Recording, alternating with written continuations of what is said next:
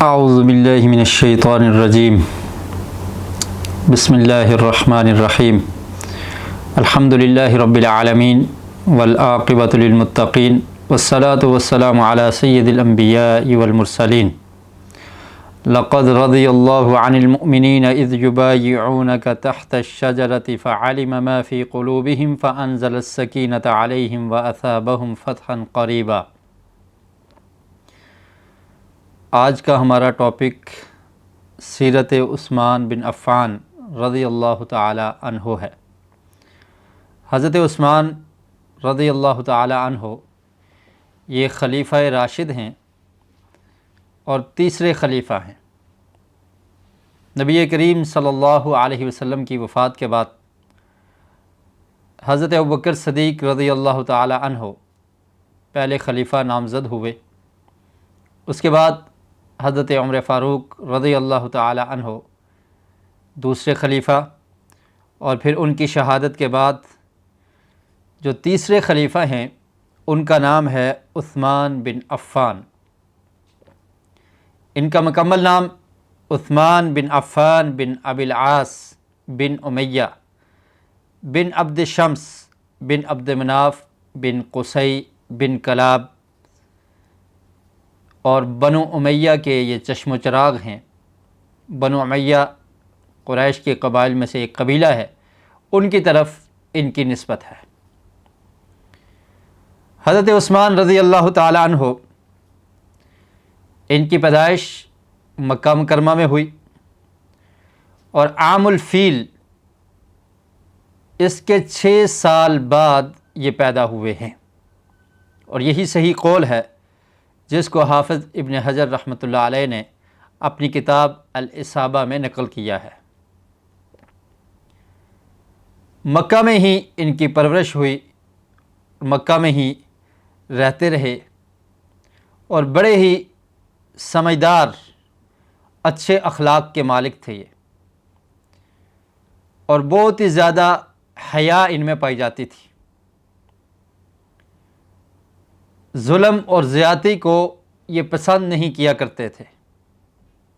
اسلام سے قبل عرب کے لوگ، مکہ کے لوگ ان کی تعریف بیان کیا کرتے تھے، اور ان کو معاشرے کا ایک اچھا فرد، با اخلاق، با حیا اور عدل و انصاف والا سمجھا جاتا تھا۔ جب نبی کریم صلی اللہ علیہ وسلم نے نبوت کا اعلان کیا، آقا علیہ السلام کی دعوت مکہ میں پھیلتی چلی گئی، کچھ لوگوں نے اسلام قبول کر لیا، جن میں حضرت ابوبکر صدیق رضی اللہ تعالی عنہ سر فہرست ہیں۔ ابتدائی مسلمانوں میں ان کا نام ہے۔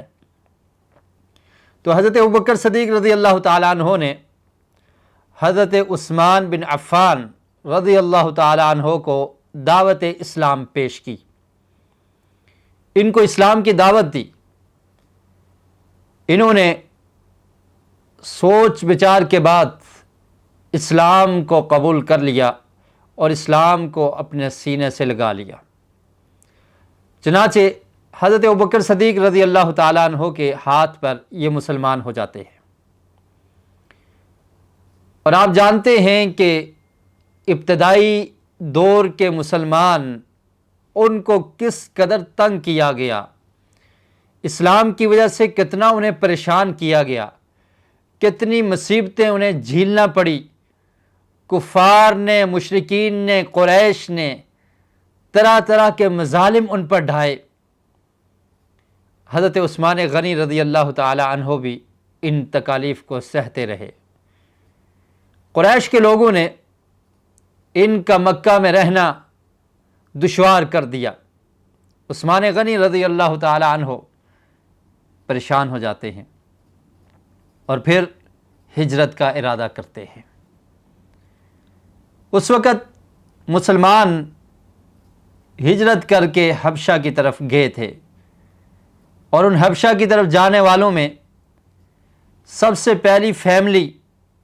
جو ہجرت کر کے گئی ان میں حضرت عثمان رضی اللہ تعالیٰ عنہ کی فیملی ہے۔ اس کا ذکر احادیث کی کتب میں بھی موجود ہے کہ اسلام میں سب سے پہلے جس فیملی نے ہجرت کی ہے وہ حضرت عثمان رضی اللہ تعالیٰ عنہ اور ان کی اہلیہ، ان کی زوجہ رقیہ بنت محمد بن عبداللہ صلی اللہ علیہ وسلم ہے ورضی اللہ عنہا۔ حضرت عثمان اپنی زوجہ اور اہلیہ کو لے کر مکہ کو چھوڑ جاتے ہیں، اسلام کی خاطر، دین کو بچانے کے لیے، اللہ کی عبادت کرنے کے لیے۔ مکہ میں ایسا ماحول میسر نہیں، مکہ میں مسلمانوں پہ ظلم و زیادتی کی جاتی ہے، ان کو تنگ کیا جا رہا ہے۔ حضرت عثمان رضی اللہ تعالیٰ عنہ نے یہ فیصلہ کیا کہ وہ اپنی اہلیہ کے ساتھ ہجرت کر کے حبشہ چلے جاتے، چنانچہ ہجرت کر کے حبشہ کی طرف چل دیے۔ اور پھر کچھ عرصے کے بعد جب یہ پتہ چلا، یہ خبر پھیل گئی کہ مکہ کے لوگوں نے اسلام قبول کر لیا ہے، حضرت عثمان رضی اللہ تعالیٰ عنہ اور دیگر مہاجرین جو حبشہ کی طرف گئے تھے وہاں سے واپس آ جاتے ہیں۔ جب مکہ کے قریب پہنچے، پتہ لگا کہ یہ خبر سچ نہ تھی، قریش کے لوگوں نے اسلام کو قبول نہیں کیا، تو یہ مکہ میں آ گئے، پھر مکہ میں ہی رہتے رہے۔ نبی کریم صلی اللہ علیہ وسلم نے جب یہ دیکھا کہ قریش کے لوگ اہل مکہ اسلام کو قبول بھی نہیں کر رہے اور مسلمانوں پر مصیبتیں اور مظالم ڈھائے جا رہے ہیں، اللہ رب العالمین کی طرف سے جب یہ اجازت ملی کہ آپ ہجرت کر کے مدینہ منورہ کی طرف چلے جائیں، تو نبی کریم صلی اللہ علیہ وسلم نے مدینہ منورہ کی طرف ہجرت کی۔ چنانچہ حضرت عثمان غنی رضی اللہ تعالی عنہ بھی دوبارہ ہجرت کرنے والے بن جاتے ہیں اور ہجرت کر کے مدینہ میں آ جاتے ہیں۔ تو عثمان رضی اللہ تعالیٰ عنہ کی یہ فضیلت ہے کہ انہوں نے 2 دفعہ ہجرت کی۔ حضرت عثمان اور ان کی زوجہ رقیہ بنت محمد صلی اللہ علیہ وسلم نے 2 دفعہ ہجرت کی، ایک دفعہ حبشہ کی طرف اور پھر دوسری دفعہ ہجرت کر کے مدینہ منورہ آ گئے۔ اور پھر حضرت عثمان غنی رضی اللہ تعالیٰ عنہ کو مدینہ اتنا محبوب تھا کہ مدینہ کو چھوڑا نہیں کرتے تھے۔ حافظ ابن حجر رحمۃ اللہ علیہ نے صحیح سند سے یہ بات نقل کی ہے کہ حضرت عثمان رضی اللہ تعالیٰ عنہ انہ کان لا یودع النساء الا علی ظہر راحلتہ ویسرع الخروج خشیۃ ان یرجع فی ہجرتہ، کہ آپ جلدی واپس لوٹنے کی کوشش کرتے کہ جس جگہ میں ہجرت کر کے آیا ہوں میں وہاں پر ہی رہوں، زیادہ دیر باہر نہ رہوں، تو جلدی واپس آنے کی کوشش کرتے مدینہ منورہ کی طرف۔ حضرت عثمان غنی رضی اللہ تعالی عنہ ان کی خاص فضیلت ہے، نبی کریم صلی اللہ علیہ وسلم کے ہاں ان کا ایک خاص مقام تھا اور صحابہ کرام بھی ان کے مقام کو جانتے اور پہچانتے تھے اور ان کی عزت اور تکریم کیا کرتے تھے، ان کو اس فضیلت والے مقام پر بٹھایا کرتے تھے اور ان کو یہ فضیلت صحابہ کرام دیا کرتے تھے۔ عبداللہ بن عمر رضی اللہ تعالی عنہما بیان کرتے ہیں، صحیح بخاری میں یہ قول موجود ہے، فرماتے ہیں کننا فی زمن النبی صلی اللہ علیہ وسلم لا نعدل بأبی بکر احدا ثم عمر ثم عثمان ثم نترک اصحاب النبی صلی اللہ علیہ وسلم لا نفاضل بینہم۔ فرمایا کہ ہم نبی کریم صلی اللہ علیہ وسلم کے دور میں سب سے زیادہ عزت اور شرف اور سب سے زیادہ افضل حضرت ابوبکر صدیق رضی اللہ تعالیٰ عنہ کو سمجھا کرتے تھے، اور پھر حضرت عمر فاروق رضی اللہ تعالیٰ عنہ اور پھر حضرت عثمان غنی رضی اللہ تعالیٰ عنہ کو ہم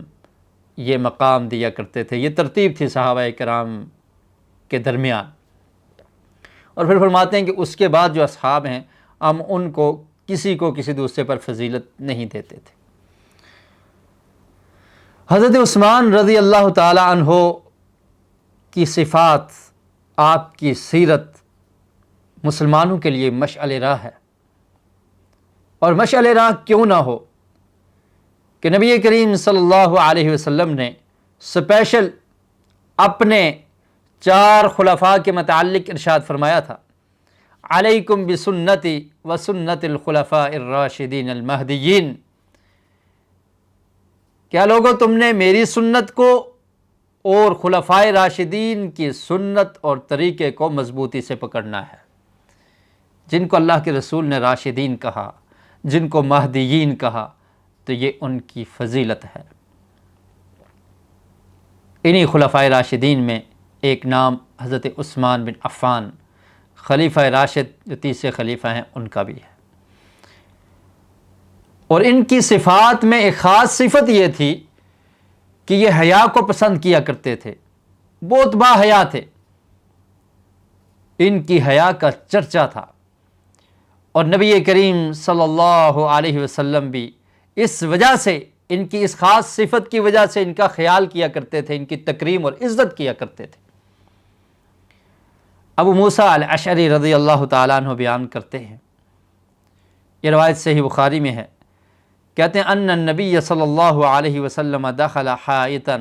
وامرنی بحفظ باب الحائط، فرماتے ہیں کہ نبی کریم صلی اللہ علیہ وسلم ایک باغ میں داخل ہوئے اور مجھے یہ حکم دیا کہ آپ اس دروازے پر کھڑے ہو جائیں، اس باغ کے دروازے پر آپ کھڑے ہو جائیں، اور کوئی بھی آنے والا ہو تو مجھے خبر کیجئے۔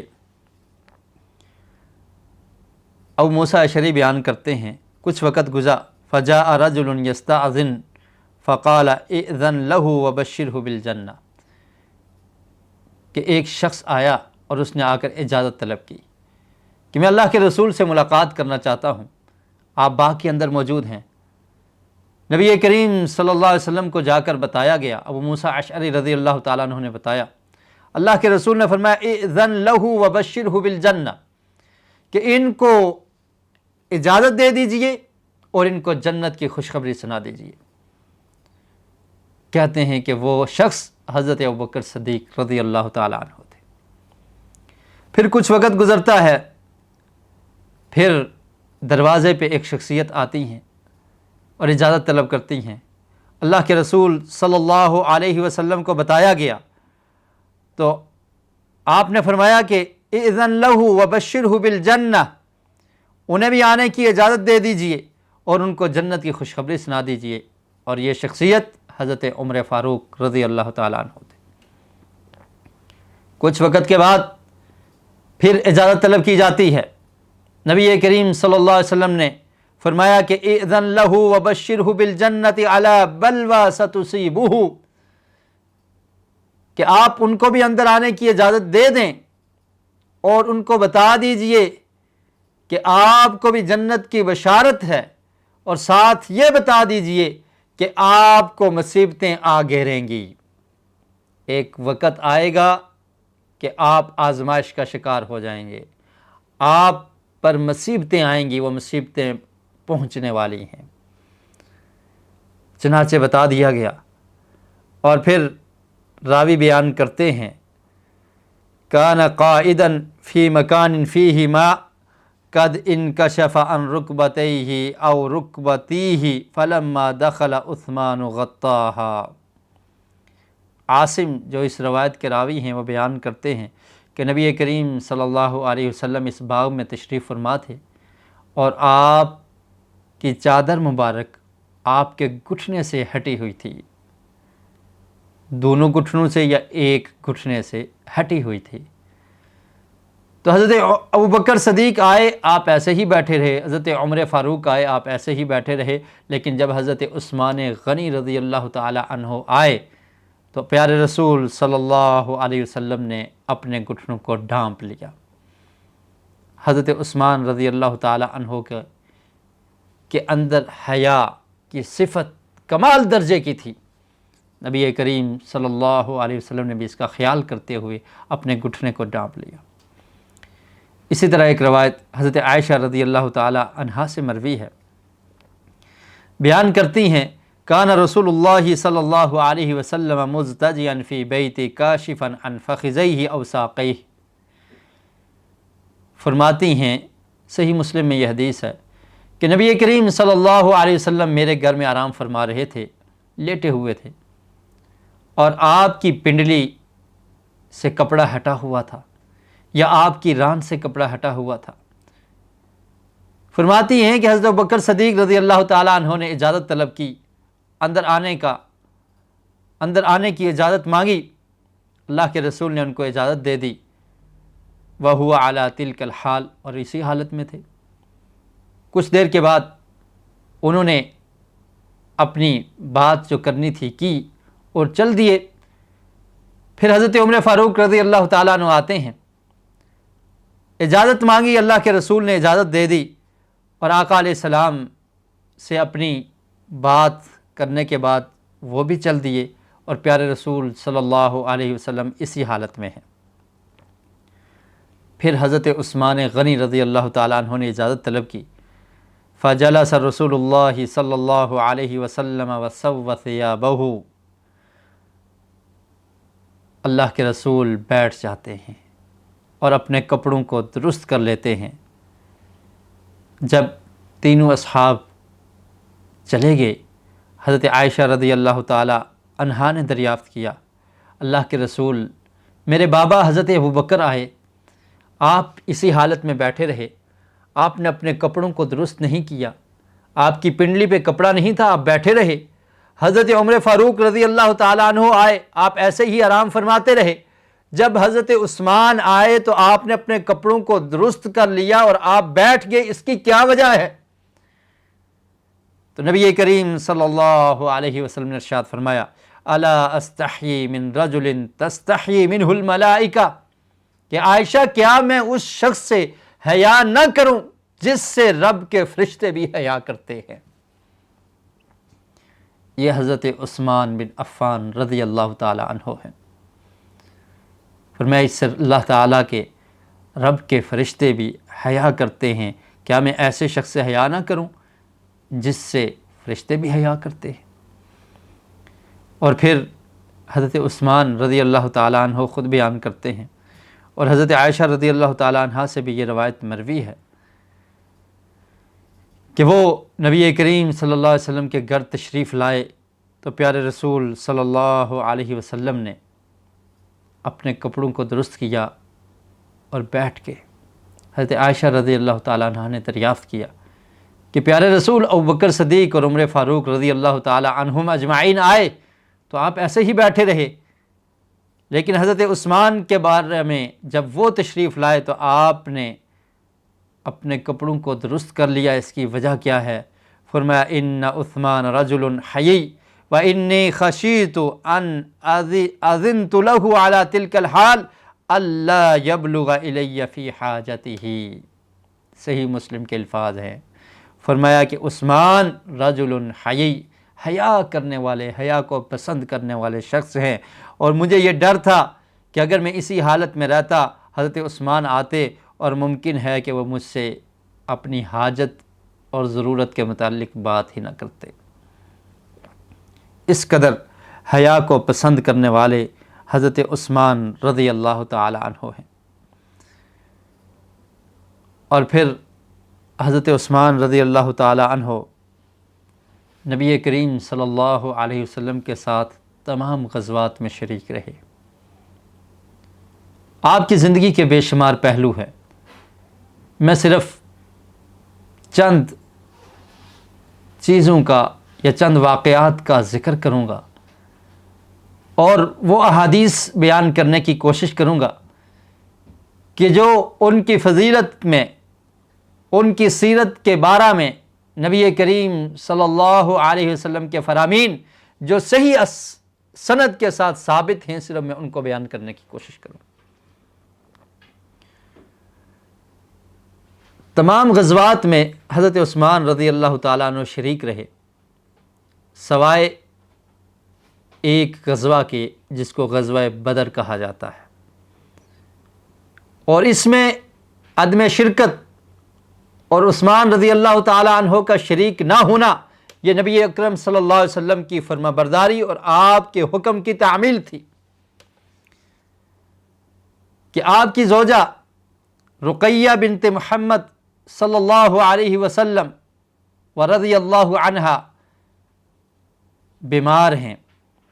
اور بیماری بھی شدید ہے، اور یہ ان کی بیماری ان کی موت کا سبب بن جاتی ہے۔ ادھر سے غزوہ بدر کے لیے تیاریاں ہیں، حضرت عثمان رضی اللہ تعالی عنہ جانے کے لیے تیار ہیں۔ اللہ کے رسول نے حکم دیا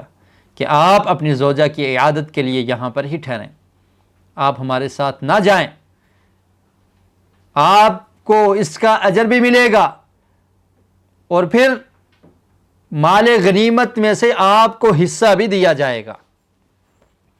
چنانچہ نبی کریم صلی اللہ علیہ وسلم کی حکم کی فرمانبرداری کرتے ہوئے حضرت عثمان غنی رضی اللہ تعالیٰ عنہ غزوہ بدر میں شریک نہ ہوئے اور مدینہ میں ٹھہر گئے۔ مدینہ میں ٹھہرے رہے۔ رقیہ بنت محمد زوجۃ عثمان رضی اللہ عنہا ان کی عیادت، ان کی تیمارداری کرتے رہے، اور پھر انہی ایام میں حضرت رقیہ رضی اللہ تعالی عنہا وفات پا جاتی ہیں۔ جب ان کو دفنایا گیا اسی وقت یہ خوشخبری ملی کہ مسلمانوں کو غزوہ بدر میں فتح نصیب ہوئی ہے، اور اللہ کے رسول صلی اللہ علیہ وسلم نے حضرت عثمان غنی رضی اللہ تعالیٰ عنہ کے لیے مال غنیمت میں حصہ بھی رکھا۔ جب نبی کریم صلی اللہ علیہ وسلم واپس پہنچتے ہیں، آپ کو بتایا جاتا ہے کہ عثمان رضی اللہ تعالی عنہ کی زوجہ رقیہ رضی اللہ عنہا بنت محمد صلی اللہ علیہ وسلم وفات پا چکی ہیں۔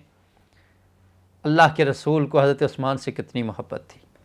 فرمایا عثمان پریشان نہ ہوں، اگر میری ایک بیٹی فوت ہو گئی ہے تو میں اپنی دوسری بیٹی کا نکاح آپ کے ساتھ کروں گا۔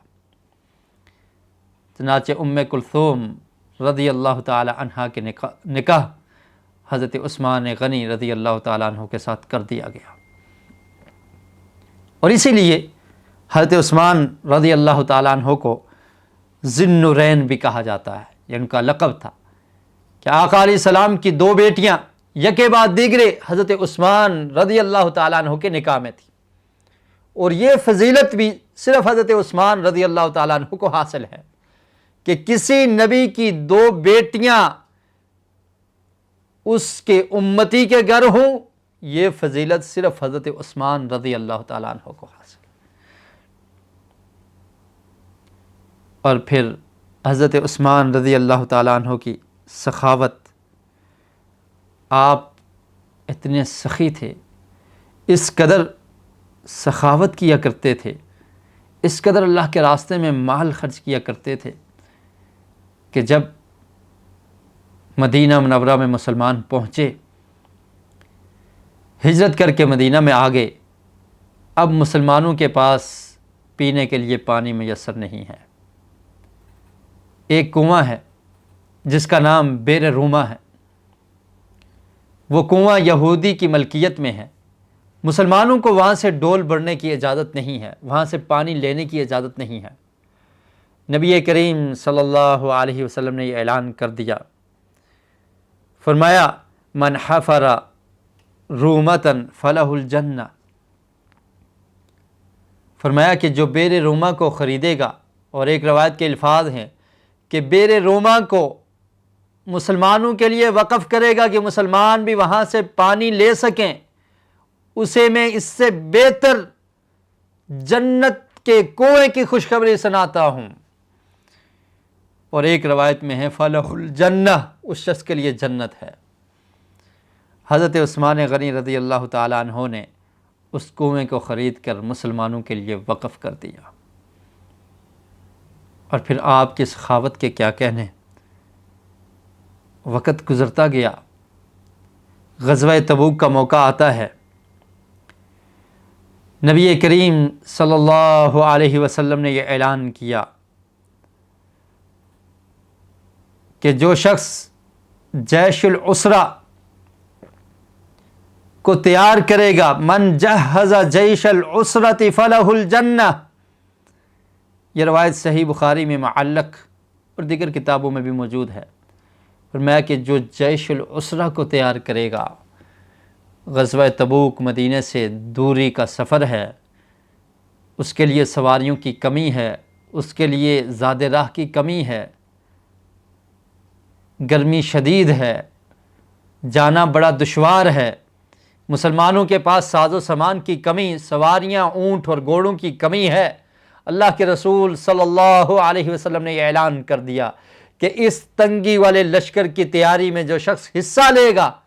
من جہز جیش العسرۃ فلہ الجنہ، میں محمد صلی اللہ علیہ وسلم اس کو جنت کی خوشخبری سناتا ہوں۔ حضرت عثمان غنی رضی اللہ تعالی عنہ نے اس لشکر کو تیار کیا، اس کے لیے فنڈ عطا کیا، اس کے لیے دینار دے دیے، اور وہ دینار کتنے تھے؟ سنن ترمذی میں عبد الرحمن بن سمرہ رضی اللہ تعالی عنہ بیان کرتے ہیں، جاء عثمان الى النبی صلی اللہ علیہ وسلم بألف دینار، قال الحسن بن واقع وهو في موضع آخر من کتابی فی کمہ حین جہز جیش العسرۃ فینثرها فی حجرہ۔ فرماتے ہیں عبد الرحمن بن سمرہ رضی اللہ تعالی عنہ کہ حضرت عثمان غنی رضی اللہ تعالی عنہ نے 1000 دینار نبی کریم صلی اللہ علیہ وسلم کی جولی میں لا کر ڈال دیا۔ آقا علیہ السلام عبد الرحمن بن سمرہ بیان کرتے ہیں کہ ان دیناروں کو دیکھتے ہیں اور دیکھتے ہوئے فرماتے ہیں، یقلبها فی حجرہ ویقول، اپنی گود میں عثمان غنی رضی اللہ تعالی عنہ نے اس لشکر کی تیاری کے لیے جو 1000 دینار دیے ہیں، ان کو دیکھتے ہیں، اللہ کے رسول صلی اللہ علیہ وسلم کی گود میں موجود ہیں، آپ ان کو الٹ پلٹ کرتے ہیں اور ان کو دیکھ کر فرماتے ہیں، ما ضر عثمان ما عمل بعد اليوم، فرمایا کہ آج کے بعد اگر عثمان کوئی بھی نیکی کا کام نہ کرے تو اس کی یہی نیکی اس کی نجات کے لیے کافی ہے، اور اگر آج کے بعد عثمان کوئی برا عمل بھی کرے تو اس کا برا عمل اس کو کوئی نقصان نہیں پہنچائے گا۔ ما ضر عثمان ما عمل بعد اليوم، مرتين، 2 دفعہ فرمایا۔ اتنی سخاوت اور اس قدر اپنے مال کو اللہ کے راستے میں خرچ کرنے والے حضرت عثمان رضی اللہ تعالی عنہ، لیکن اللہ کے رسول صلی اللہ علیہ وسلم نے ان کے بارے میں فرما دیا تھا۔ ابو موسیٰ اشعری رضی اللہ تعالی عنہ سے مروی روایت آپ نے سنی، اللہ کے رسول نے فرمایا، اذن لہ وبشرہ بالجنہ بلوى ستصیبہ، کہ عثمان کو خوشخبری بھی سنا دو، جنت کی خوشخبری سنا دو، اور اسے بتا دو کہ مصیبتیں آئیں گی، فتنہ آئے گا، اور ان آزمائشوں کو تجھے جھیلنا ہوگا۔ نبی کریم صلی اللہ علیہ وسلم کی زبان سے نکلے ہوئے الفاظ وہ غلط نہیں ہو سکتے، وہ سچے، اس میں کوئی شک اور شبہ نہیں ہے، کیونکہ اللہ رب العالمین نے قرآن مجید میں پیارے رسول صلی اللہ علیہ وسلم کے متعلق فرمایا، وَمَا يَنطِقُ عَنِ الْهَوَىٰ إِنْ هُوَ إِلَّا وَحْيٌ يُوحَىٰ، کہ اللہ کے رسول اپنی طرف سے کوئی بات نہیں کرتے، ہم ان کی طرف وحی کرتے ہیں اور وہی وہ نطق فرماتے ہیں، وہی بات وہ امت تک پہنچاتے ہیں۔ اور پھر نبی کریم صلی اللہ علیہ وسلم نے اپنی زندگی میں بتا دیا تھا کہ عثمان، آپ کے دور میں فتنہ، آزمائش، مصیبت آپ پر آئے گی، آپ کو یہ مصیبتیں برداشت کرنا ہوں گی۔ عثمان غنی رضی اللہ تعالی عنہ نے یہ نبی کریم صلی اللہ علیہ وسلم کے فرامین سن رکھے تھے، اور یہ اللہ کے رسول صلی اللہ علیہ وسلم کا معجزہ ہے، یہ دلائل النبوہ میں سے ہے کہ آنے والی خبر جو اس وقت رونما نہ ہوئی تھی اس کے بارے میں پیارے رسول صلی اللہ علیہ وسلم نے اپنی زندگی میں بتا دیا۔ اور کتنے ہی ایسے فتنے ہیں جن کے بارے میں اللہ کے رسول صلی اللہ علیہ وسلم نے بتا دیا، جن کا ظہور ہو چکا ہے اور کچھ کا ظہور ابھی تک نہیں ہوا۔ قیامت تک آنے والے جو فتنے ہیں ان سے آگاہی اللہ کے رسول صلی اللہ علیہ وسلم نے اپنی امت کو دے دی۔ اور اسی طرح یہ ایک فتنہ اور آزمائش حضرت عثمان رضی اللہ تعالی عنہ کا قتل، آپ کی شہادت، اس کے متعلق بھی اللہ کے رسول صلی اللہ علیہ وسلم نے حضرت عثمان کو بھی اور دیگر اصحاب کو بتا دیا تھا۔ اور یہ غیب کی خبریں اللہ کی طرف سے ہوتی ہیں۔ علم غیب یہ اللہ تعالیٰ کی صفت ہے، اور اللہ رب العالمین اپنے حکم سے رسل کو، پیغمبروں کو یہ عطا کرتے ہیں، وہ رسل ملائکہ میں سے ہوں یا بشر ہوں، اللہ رب العالمین ان کو یہ غیب کی خبریں دیتے ہیں اور پھر وہ اپنی امت تک یہ باتیں پہنچا دیتے ہیں۔ آقا علیہ السلام اللہ رب العالمین نے جو خبر ان کو دی اس کو امت تک پہنچا دیا، اور حضرت عثمان غنی رضی اللہ تعالیٰ عنہ کو بھی اس فتنے سے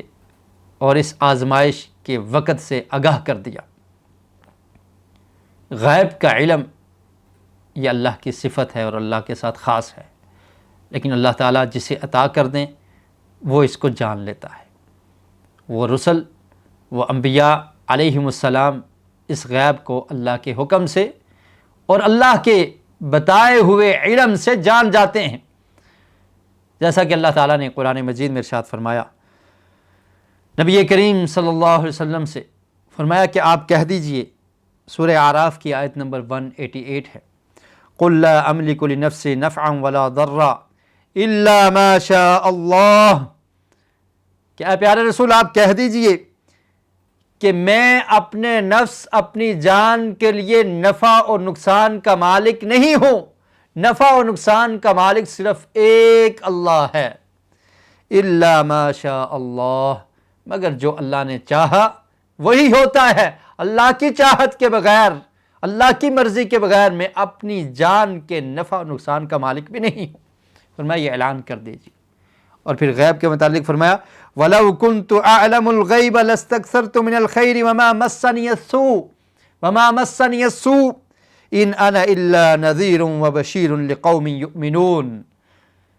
اور فرمایا کہ اگر میں عالم غیب ہوتا، میں غیب کو جاننے والا ہوتا، اعلم الغیب لاستکثرت من الخیر، میں بھلائیوں کو جمع کر لیتا اور کبھی کوئی پریشانی مجھے نہ پہنچتی۔ ان انا الا نذیر وبشیر لقوم یؤمنون، میں تو صرف ڈرانے والا اور خوشخبری دینے والا ہوں ایمان والوں کے لیے، جو لوگ ایمان لانے والے ہیں، جو مومن ہیں۔ تو اپنے آپ سے اللہ کے رسول نے غیب کی نفی کر دی۔ علم غیب یہ اللہ کی صفت ہے، اور اللہ رب العالمین نے سورہ بقرہ آیت نمبر 255 میں ارشاد فرمایا وَلَا يُحِيطُونَ بِشَيْءٍ مِّنْ عِلْمِهِ إِلَّا بِمَا شَاءَ، اللہ تعالیٰ کا جو علم ہے اس کا کوئی احاطہ نہیں کر سکتا مگر وہ جو اللہ رب العالمین عطا کرتے ہیں۔ تو نبی کریم صلی اللہ علیہ وسلم کو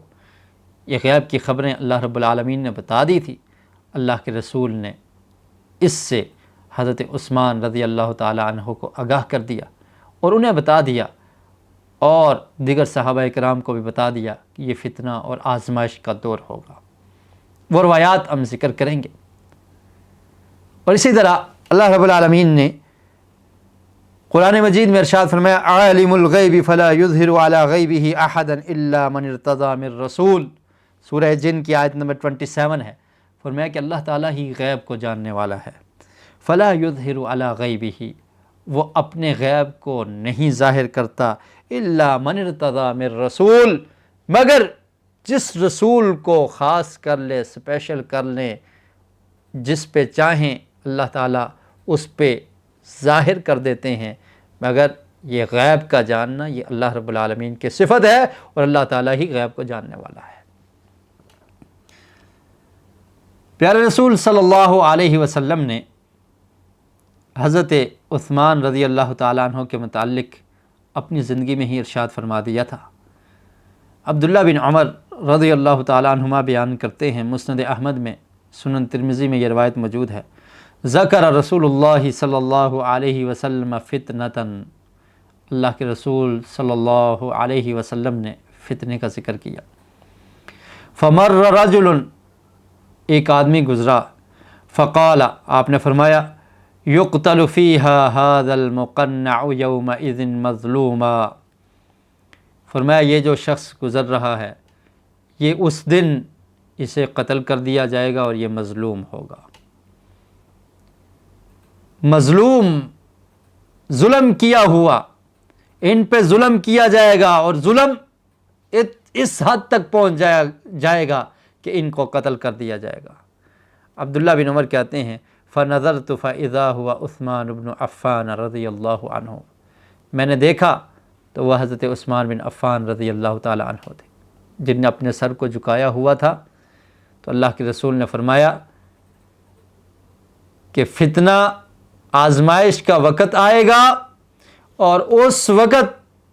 اس شخص کو قتل کر دیا جائے گا، شہید کر دیا جائے گا، اور یہ شخص مظلوم ہوگا۔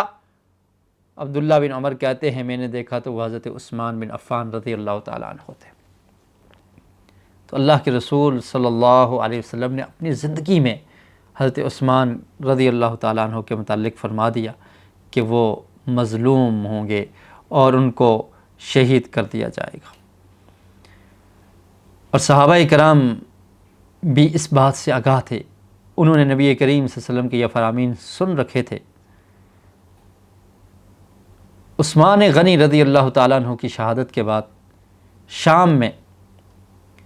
خطباء ممبروں پر کھڑے ہوئے اور انہوں نے بات کی، خطبہ دیا۔ ان میں ایک صحابی تھے جن کا نام تھا مرہ بن کعب، وہ حضرت عثمان کی شہادت کے بعد بیان کرتے ہیں، فرماتے ہیں، لولا حدیث سمعته من رسول اللہ صلی اللہ علیہ وسلم ما قمت وذکر الفتن فقربها، کہتے ہیں کہ اگر میں نے اللہ کے رسول صلی اللہ علیہ وسلم کا یہ فرمان نہ سنا ہوتا، مرہ بن کعب، یہ روایت سنن ترمذی میں، اور اس کا نمبر ہے 3704، کہتے ہیں کہ اگر میں نے اللہ کے رسول کا یہ فرمان نہ سنا ہوتا تو میں کبھی تمہارے درمیان کھڑے ہو کر آج بات نہ کرتا۔ کہتے ہیں میں نے اللہ کے رسول صلی اللہ علیہ وسلم سے سنا کہ آپ فتن کا ذکر کر رہے تھے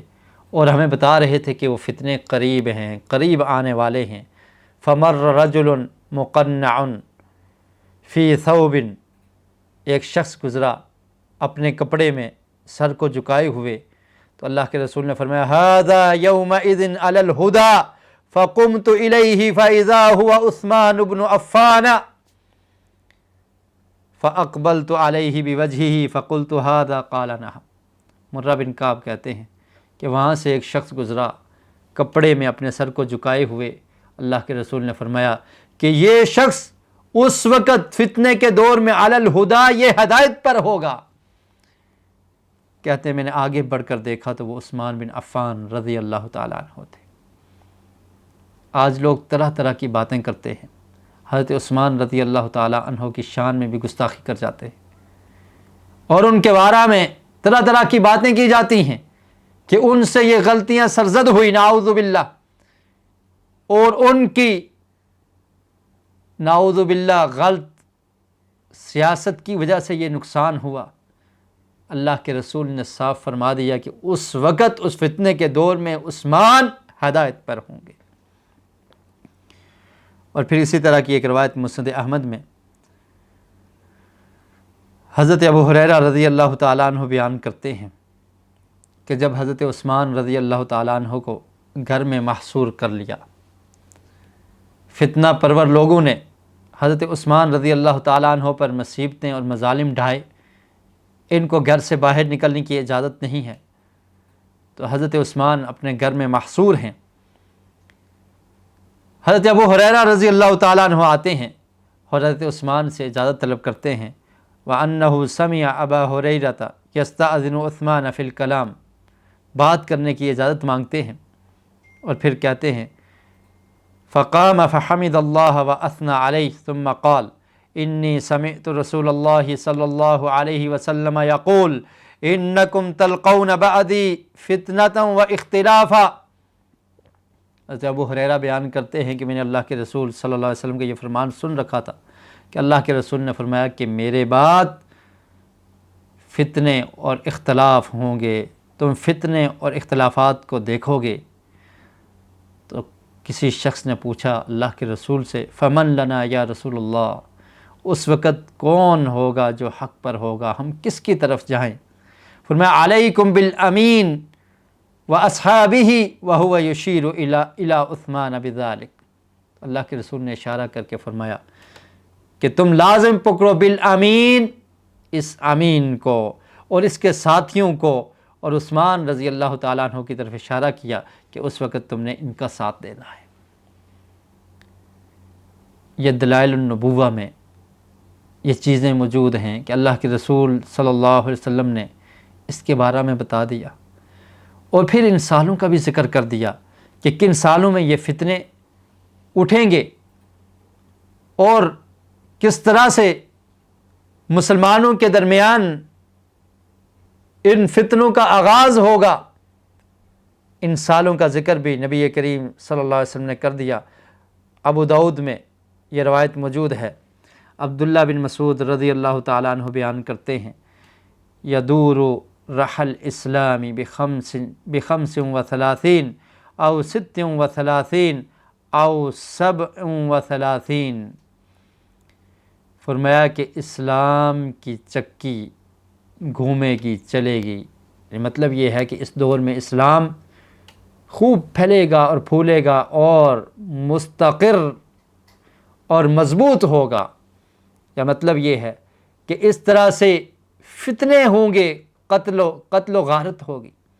وہ سال کون سے ہیں؟ بخمس و ثلاثین، 35 ہجری کا نام لیا، 36 ہجری یا 37 ہجری کا نام لیا، اور 35 ہجری 12 ذی الحجہ جس مہینے سے ابھی ہم گزر رہے ہیں، سن 35 ہجری کو حضرت عثمان رضی اللہ تعالیٰ عنہ کی شہادت ہوتی۔ تو ان چیزوں کے بارے میں نبی کریم صلی اللہ علیہ وسلم نے پہلے سے اپنی امت کو آگاہ کر دیا تھا، اور پھر یہ بھی رہنمائی کر دی کہ جب یہ فتنے ہوں گے تو جو شخص ان فتنوں سے بچ جائے گا وہی نجات پانے والا اور وہی کامیاب ہوگا۔ مسند احمد میں یہ روایت عبداللہ بن حوالہ رضی اللہ تعالیٰ عنہ بیان کرتے ہیں، فرمایا من نجا من ثلاث فقد نجا 3 مرات۔ فرمایا کہ جو 3 فتنوں سے بچ گیا وہ نجات پا گیا۔ کون کون سے؟ موتی، اللہ کے رسول نے فرمایا کہ ایک میری موت، والدجال، اور دجال کا فتنہ، وقتل خلیفۃ مستبر بالحق معطیہ، اور فرمایا کہ خلیفہ جو صبر کرنے والا ہے اور جس کے ساتھ حق ہوگا، اس کے قتل کا فتنہ جو اس سے بچ گیا وہ نجات پا گیا۔ اور اس سے مراد حضرت عثمان بن عفان رضی اللہ تعالیٰ عنہ، کہ حضرت عثمان بن عفان رضی اللہ تعالیٰ عنہ کا قتل، آپ کی شہادت، یہ فتنہ تھا، اور جو اس فتنے سے محفوظ ہو گیا اس نے اپنے دین کو محفوظ کر لیا۔ تو اس فتنے میں شریک ہونا حصی طور پر یہ بھی درست نہ تھا، اور اسی طرح معنوی طور پہ بھی شریک نہیں ہونا چاہیے۔ نبی کریم صلی اللہ علیہ وسلم کے ارشاد کا یہ مطلب ہے کہ جو لوگ اس وقت اس فتنے میں شریک نہیں، اس کے بعد بھی ان کو چاہیے کہ معنوی طور پر طرح طرح کی باتیں کر کے، الزام لگا کر، اور اس فتنے میں ملوث نہ ہوں۔ اور پھر افسوس یہ ہے کہ جھوٹی تاریخی روایات ان کا سہارا لے کر بسا اوقات حضرت عثمان غنی رضی اللہ تعالی عنہ پر طعن و تشنیع کی جاتی ہے اور آپ کے بارے میں اپنی زبان کو دراز کیا جاتا ہے، صحابہ کرام کی عزت اور عفت اور ان کی حرمت اور عزت اور شرف کا خیال کیجیے۔ اور حضرت عثمان رضی اللہ تعالیٰ عنہ کے بارے میں تو نبی کریم صلی اللہ علیہ وسلم نے صاف ارشاد فرمایا وَقَتْلِ خَلِيفَةٍ مُسْتَبِرٍ بِالْحَقِّ، کہ وہ خلیفہ جس کے ساتھ حق ہوگا، جو حق پر ہوگا۔ عثمان غنی رضی اللہ تعالیٰ عنہ کو نبی کریم صلی اللہ علیہ وسلم کی طرف سے یہ بشارت مل گئی کہ وہ حق پر تھے۔ آج ان کے بارے میں اگر کوئی شخص گفتگو کرتا ہے تو وہ سوچ لے، سمجھ لے کہ وہ نبی کریم صلی اللہ علیہ وسلم کی جو بشارت ہے، آپ کا جو فرمان ہے کہ حضرت عثمان حق پر تھے، برحق خلیفہ تھے اور حق ان کے ساتھ تھا، یہ اس کی تردید کرنے کی کوشش کر رہا ہے۔ حضرت عثمان رضی اللہ تعالی عنہ، ان کی فضیلت کے بارے میں نبی کریم صلی اللہ علیہ وسلم سے بہت ساری احادیث مروی ہیں۔ ایک دفعہ آقا علیہ السلام احد پہاڑ پر کھڑے ہیں، صحیح بخاری میں یہ روایت 3675۔ حضرت انس بن مالک رضی اللہ تعالیٰ عنہ بیان کرتے ہیں ان النبی صلی اللہ علیہ وسلم صعد احدا وابو بکر وعمر وعثمان فرجف بهم فقال اثبت احد فانما علیک نبی وصدیق وشہیدان۔ انس بن مالک بیان کرتے ہیں کہ نبی کریم صلی اللہ علیہ وسلم احد پہاڑ پر چڑھے، آپ کے ساتھ حضرت ابوبکر ہیں، آپ کے ساتھ حضرت عمر ہیں، آپ کے ساتھ حضرت عثمان ہیں۔ فرجف بهم، پہاڑ کانپنا شروع ہو گیا، اس میں حرکت آ گئی۔ اللہ کے رسول صلی اللہ علیہ وسلم نے ارشاد فرمایا اثبت احد، احد پہاڑ ٹھہر جا، فانما علیک نبی، تیرے اوپر ایک نبی و صدیق، اور ایک صدیق اور دو شہید کھڑے ہیں۔ حضرت ابوبکر صدیق رضی اللہ تعالی عنہ کی صداقت کا ذکر کر دیا۔ نبوت کے بعد ان کا ذکر، ان کا شرف اور فضیلت اس حدیث سے ظاہر ہوتی ہے کہ آپ نے فرمایا کہ پہاڑ ٹھہر جا، تیرے اوپر نبی ہے اور صدیق ہے، اور پھر فرمایا کہ دو شہید ہیں، ایک حضرت عمر فاروق اور دوسرے حضرت عثمان غنی رضی اللہ تعالیٰ عنہ، جن کے متعلق نبی کریم صلی اللہ علیہ وسلم کی یہ بشارت موجود ہو۔ آج بعض لوگ ان کے بارے میں بھی اپنی زبانوں کو دراز کرتے ہیں، کبھی حضرت ابوبکر صدیق کے بارے میں باتیں کی جاتی ہیں، کبھی حضرت عمر فاروق رضی اللہ تعالی عنہ کی عزت پر ڈاکہ ڈالا جاتا ہے، کبھی حضرت عثمان غنی رضی اللہ تعالی عنہ پر طعن و تشنیع کی جاتی ہے۔ باز آ جانا چاہیے ایسے لوگوں کو۔ اور میں یہ بھی ذکر کرتا چلوں، حضرت عثمان رضی اللہ تعالیٰ عنہ کو ذی النورین کہا جاتا تھا۔ آپ کے نکاح میں نبی کریم صلی اللہ علیہ وسلم کی دو بیٹیاں حضرت رقیہ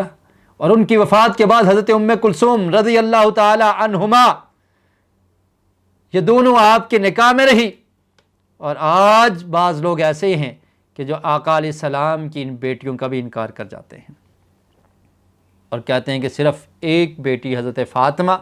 تو زہرا رضی اللہ تعالی عنہا کو ہم مانتے ہیں، باقیوں کا انکار کر جاتے ہیں۔ خیر، اسی طرح کی ایک روایت صحیح مسلم میں نبی کریم صلی اللہ علیہ وسلم ہیرا پہاڑ پر مکہ میں موجود ہیں۔ حضرت ابو ہریرہ رضی اللہ تعالیٰ عنہ بیان کرتے ہیں ان رسول اللہ صلی اللہ علیہ وسلم کان علی حراء هو وابو بکر وعمر وعثمان وعلی وطلحة والزبیر فتحرکت الصخرہ فقال رسول اللہ صلی اللہ علیہ وسلم اہدأ، اور ایک روایت کے الفاظ ہیں اسکن فما علیک الا نبی او صدیق او شہید۔ فرماتے ہیں کہ ایک ہرا پہاڑ جو مکہ میں ہے، اس کے اوپر اللہ کے رسول صلی اللہ علیہ وسلم اپنے اصحاب کے ساتھ حضرت ابوبکر، حضرت عمر، حضرت عثمان اور حضرت علی، حضرت طلحہ اور زبیر کے ساتھ کھڑے ہیں۔ چٹان میں حرکت آ جاتی ہے، اللہ کے رسول نے فرمایا کہ اے پہاڑ ٹھہر جا، تیرے اوپر ایک نبی، ایک صدیق اور شہید ہیں۔ اس میں بھی حضرت عثمان، حضرت علی اور حضرت طلحہ اور زبیر رضی اللہ تعالی عنہ کو نبی کریم صلی اللہ علیہ وسلم نے شہید کہا۔ اور پھر اس فتنے کے بارے میں اللہ کے رسول صلی اللہ علیہ وسلم نے حضرت عثمان رضی اللہ تعالی عنہ کو بتا بھی دیا تھا اور علیحدہ کر کے بھی بتایا، اور پھر فرمایا کہ اس وقت آپ نے صبر کرنا ہے۔ حضرت عائشہ رضی اللہ تعالیٰ عنہ بیان کرتی ہیں، ابن ماجہ میں یہ روایت ہے کہ اللہ کے رسول صلی اللہ علیہ وسلم نے اپنی بیماری کی حالت میں فرمایا وَدِدْتُ أَنَّ عِنْدِي بَعْضَ أَصْحَابِي، کہتے ہیں میری یہ خواہش ہے، میں چاہتا ہوں کہ میرے کچھ اصحاب کو میرے پاس لایا جائے۔ حضرت عائشہ رضی اللہ تعالیٰ عنہ کہنے لگی، کہتی ہیں ہم نے کہا یا رسول اللہ الا ندعو لک ابا بکر، کہ کیا ہم آپ کے پاس حضرت ابوبکر صدیق کو بلا لائیں؟ اللہ کے رسول بیمار ہیں، اور یہ وہ بیماری تھی کہ جو اللہ کے رسول کی زندگی کی آخری بیماری ہے۔ فرمایا کہ میں چاہتا ہوں میرے پاس کچھ میرے ساتھی اور صحابی آئیں۔ حضرت عائشہ کہنے لگی کیا ہم حضرت ابوبکر صدیق کو بلا لائیں؟ آقا علیہ السلام فسکت، آپ خاموش رہے۔ پھر پوچھا قلنا الا ندعو لک عمر، اللہ کے رسول کیا ہم آپ کے پاس حضرت عمر کو بلا لائیں؟ فسکت، آپ خاموش رہے۔ پھر ہم نے پوچھا الا ندعو لک عثمان، کیا ہم آپ کے پاس حضرت عثمان رضی اللہ تعالیٰ عنہ کو بلا لائیں؟ فرمایا نعم، ہاں بلائیے۔ فجاء فخلا بہ، حضرت عثمان آتے ہیں، اللہ کے رسول صلی اللہ علیہ وسلم نے علیحدہ ہو کر ان سے بات کی، اور ایک روایت میں حضرت عائشہ بیان کرتی ہیں کہ سرگوشی کی کہ حضرت عائشہ رضی اللہ تعالیٰ عنہ بھی وہ بات نہ سن سکی، صرف کچھ الفاظ حضرت عائشہ رضی اللہ تعالیٰ عنہ نے سنی۔ فرماتی ہیں علیحدہ کر لیا، اور اللہ کے رسول صلی اللہ علیہ وسلم آپ سے بات کر رہے تھے۔ ووجہ عثمان یتغیر، عائشہ رضی اللہ تعالیٰ عنہ بیان کرتی ہیں کہ میں یہ منظر دیکھ رہی تھی، نبی کریم صلی اللہ علیہ وسلم اپنے داماد، اپنے پیارے صحابی حضرت عثمان رضی اللہ تعالیٰ عنہ سے بات کر رہے ہیں، آپ ان کو سمجھا رہے ہیں۔ حضرت عثمان رضی اللہ تعالیٰ عنہ کے چہرے کا رنگ متغیر ہو جاتا ہے، چینج ہو جاتا ہے، تبدیل ہو جاتا ہے۔ کچھ اس طرح کی باتیں بتائی گئی، اور پھر فرمایا کہ وہ دن، جس دن حضرت عثمان رضی اللہ تعالیٰ عنہ کو ان کے گھر میں محصور کر دیا گیا، بند کیا گیا، تو وہ راز جو اللہ کے رسول نے حضرت عثمان کو دیا تھا، حضرت عثمان کو بتایا تھا، اس کا انہوں نے اظہار کیا۔ کہنے لگے عہد الی عہدن فانا سائر الی، اور ایک روایت کے الفاظ ہیں وانا صابر علی فکانوا یرونہ ذلک اليوم۔ فرماتے ہیں حضرت عثمان کہ مجھ سے اللہ کے رسول نے یہ وعدہ کیا تھا، مجھے یہ نصیحت کی تھی، اور میں اس نصیحت پر چلنے والا ہوں، اور میں وانا صابر علی، اور میں اس پر صبر کرنے والا ہوں۔ اللہ کے رسول کی یہ مجھے نصیحت تھی۔ آج لوگ پوچھتے ہیں کہ حضرت عثمان رضی اللہ تعالیٰ عنہ کو گھر میں محصور کر دیا، آپ خلیفہ راشد ہیں، آپ نے ان باغیوں کے خلاف قتال کیوں نہ کیا؟ آپ نے تلوار کیوں نہ اٹھائی؟ آپ نے صحابہ کو اجازت کیوں نہ دی؟ یہ حدیث اس کا جواب ہے۔ حضرت عثمان نے اس دن فرمایا کہ مجھے اللہ کے رسول نے یہ وصیت کی تھی، اور میں اس مصیبت کو جھیلنے والا ہوں، اس فتنے کے دور میں میں اس کو برداشت کروں گا، لیکن خون خرابہ اس کو میں برداشت نہیں کر سکتا۔ اللہ کے رسول نے صبر کی تلقین کی تھی کہ عثمان آپ نے صبر کرنا ہے، آپ حق پر ہوں گے، آپ جنتی ہیں، آپ کو میں جنت کی بشارت سنا کر جاتا ہوں۔ حضرت عثمان فرماتے ہیں وَأَنَا صَابِرٌ عَلَيْهِ، میں اس پر صبر کروں گا، اور صبر کرتے رہے، اور شہادت کو منظور کر لیا، اپنی جان کا نذرانہ پیش کر دیا، لیکن مدینۃ الرسول میں قتل و غارت اور اس طرح سے اس فتنے کا جواب نہ دیا۔ اور پھر اسی طرح کی ایک روایت حضرت عائشہ رضی اللہ تعالی عنہا سے مروی ہے کہ نبی کریم صلی اللہ علیہ وسلم نے اپنے پیارے صحابی حضرت عثمان رضی اللہ تعالیٰ عنہ کو یہ بھی وصیت کی تھی۔ فرمایا ان ولاک اللہ ھذا الامر یوما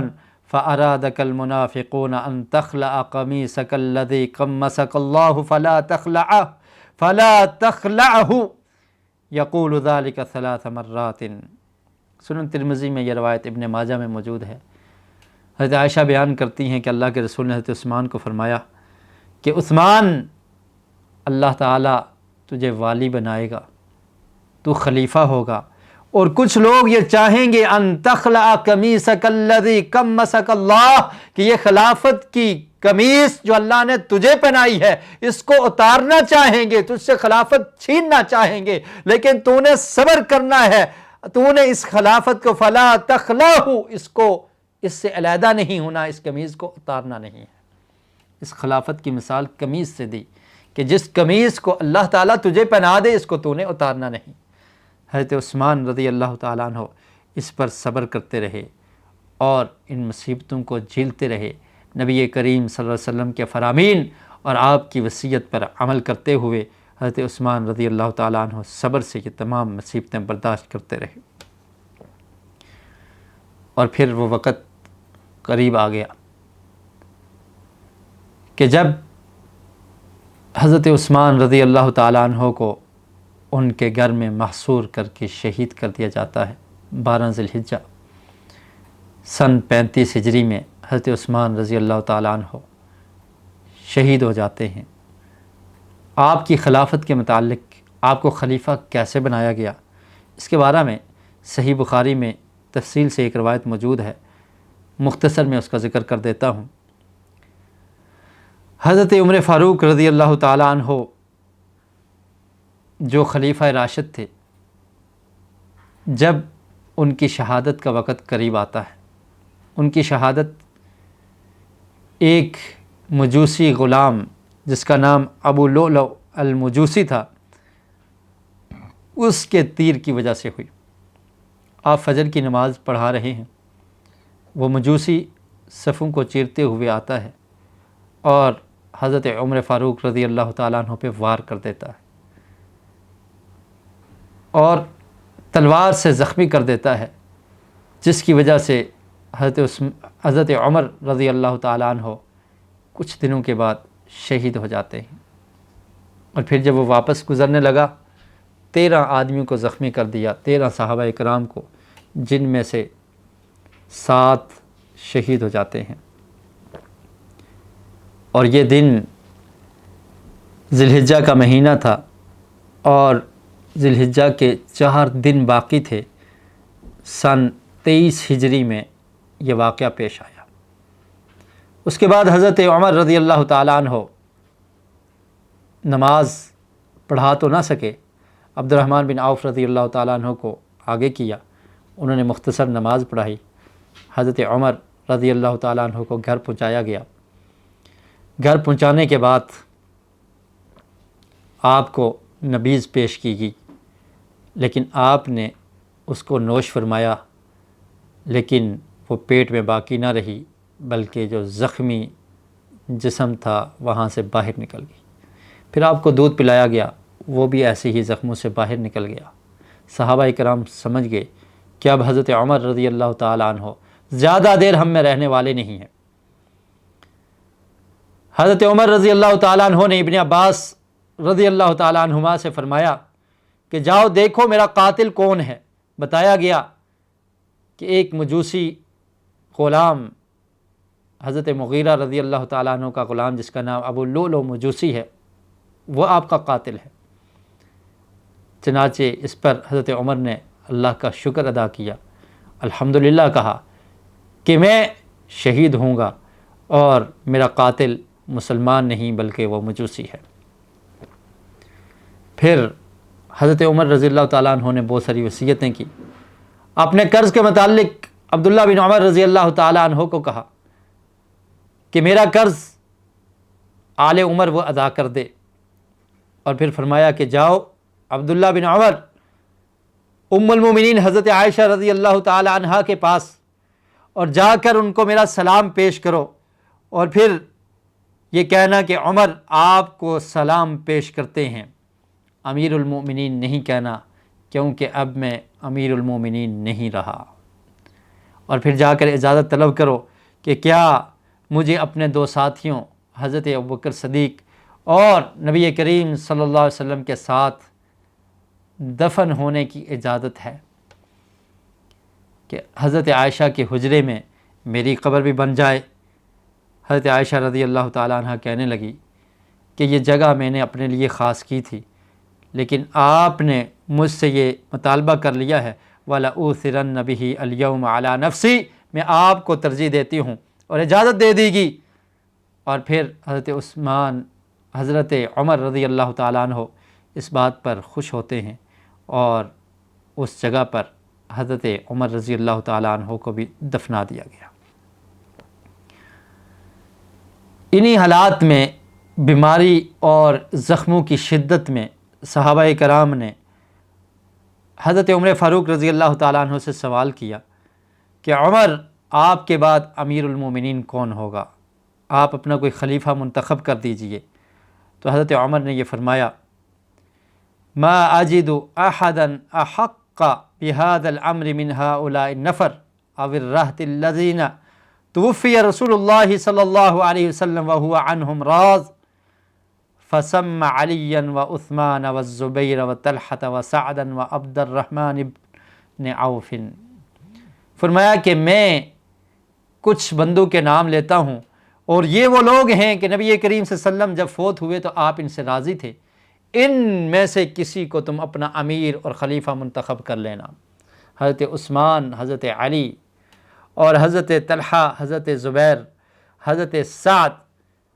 اور عبد الرحمن بن عوف رضی اللہ تعالیٰ عنہ کا نام لیا گیا۔ چنانچہ عبد الرحمن بن عوف رضی اللہ تعالیٰ عنہ نے تمام صحابہ کرام، یہ جو جماعت تھی 6 لوگوں کی، حضرت عثمان، حضرت علی اور حضرت طلحہ، حضرت سعد اور حضرت عبد الرحمن رضی اللہ تعالی عنہم اور حضرت علی، ان میں سے ایک کو منتخب کرنے کا مطالبہ کیا۔ لمبا واقعہ ہے، اختصار کے ساتھ عرض کرتا ہوں کہ حضرت عثمان رضی اللہ تعالیٰ عنہ کو خلیفہ چن لیا گیا، اور آپ کے ہاتھ پر تمام صحابہ کرام نے بیعت کر لی، اور اس کے بعد حضرت عثمان رضی اللہ تعالیٰ عنہ کی خلافت کا آغاز ہوتا ہے، اور اس وقت حضرت عثمان رضی اللہ تعالیٰ عنہ کی عمر 68 ایئر، 68 برس کی عمر تھی جب حضرت عثمان رضی اللہ تعالیٰ عنہ خلیفہ بنتے ہیں، اور 12 سال تک آپ کی خلافت رہی۔ آپ بہت ہی زیادہ عادل، انصاف پسند، حیا والے اور نرم دل شخص تھے۔ آپ کی نرمی کے بارے میں ایک روایت سنن ابن ماجہ میں ہے، آپ کے غلام ہانی بیان کرتے ہیں، کان عثمان بن عفان اذا وقف على قبر یبکی حتی یبل لحیتہ، کہ حضرت عثمان بن عفان رضی اللہ تعالیٰ عنہ جب قبر کے پاس جاتے تو رونا شروع کر دیتے، اتنا روتے کہ آپ کی داڑھی مبارک آنسوں سے تر ہو جاتی۔ آپ سے پوچھا گیا، تذکر الجنت والنار ولا تبکی، عثمان آپ کے سامنے جنت کا ذکر ہوتا ہے، آپ کے سامنے آگ کا ذکر ہوتا ہے، آپ روتے نہیں، لیکن قبر کا نام سن کر یا جب قبر کے پاس کھڑے ہوتے ہیں تو آپ رو پڑتے ہیں۔ حضرت عثمان بیان کرتے ہیں کہ مجھے رسول مکرم صلی اللہ علیہ وسلم کا یہ فرمان یاد ہے، ان القبر اول منازل الاخرہ، کہ قبر آخرت کی منازل میں سے سب سے پہلی منزل ہے، فإن نجا منہ فما بعدہ ایسر منہ، جو شخص اس منزل میں نجات پا گیا اس کے بعد میں آنے والی منازل اس کے لیے آسان ہو جاتی ہیں، وإن لم ینج منہ فما بعدہ اشد منہ، اور اگر جو شخص اس میں کامیاب نہ ہوا تو اس کے بعد والی منازل اس کے لیے مزید سخت سے سخت تر ہو جاتی ہیں۔ یہ حضرت عثمان غنی رضی اللہ تعالیٰ عنہ کی سیرت کے کچھ پہلو میں نے آپ کے سامنے رکھے۔ شہادت عثمان رضی اللہ تعالیٰ عنہ یہ ایک فتنہ تھا، اور اس فتنے پر حضرت عثمان رضی اللہ تعالیٰ عنہ حق پر تھے، جس کی بشارت آپ نے نبی کریم صلی اللہ علیہ وسلم کے فرامین سے سنی۔ اس فتنے کا آغاز کیسے ہوا اور اس فتنے میں کون لوگ ملوث تھے۔ آئندہ اپنے لیکچرز میں اس کا ذکر کیا جائے گا۔ اللہ رب العالمین سے دعا ہے کہ اللہ تعالی ہمیں قرآن و سنت کو صحیح معنوں میں سمجھنے کی اور اس پر عمل کرنے کی توفیق نصیب فرمائے۔ وما علی الا البلاغ المبین۔ سبحانک اللہم و بحمدک، اشہد ان لا الہ الا انت، استغفرک و اتوب الیک۔ The one